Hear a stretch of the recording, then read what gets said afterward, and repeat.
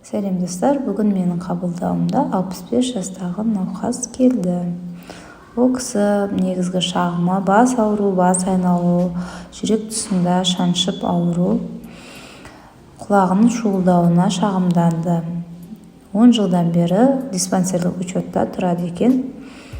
Участковый врачынан дәрілер алып тұрады, бірақ препараттарды толыққанды күнде ішпейді екен.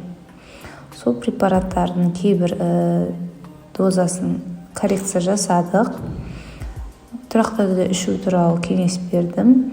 Сонымен қатар тамақтануына да мән беруді сұрадым. Науқас қан қысымынан бөлек қант диабеті 2-ші типті диагнозбен ауырады екен.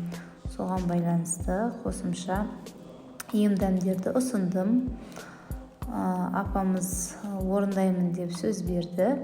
Енді нәтижесін күтеміз. Егер сіздердің туысқандарыңыз, жақындарыңыз жүрек ауыратын болса, немесе қан қысым жоғарылауын шағымданса, міндетті түрде менің консультацияма келіңіздер.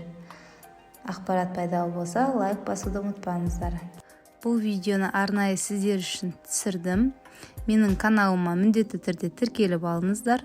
Менің күнделікті 20 минуттық қабылдауым осылай өтеді. Бұл 20 минуттық қабылдауды сіздер үшін 2 минутқа қысқартып отырмын. Менде офлайн консультациядан бөлек онлайн консультация да бар. Онлайн консультацияға өту үшін менің WhatsApp-тағы нөміріме жазасыздар. Алыс шалғайдағы аудандағы пациенттерді онлайн консультация жасаймын. Офлайн консультация Шымкент қаласы бойынша жасаймын.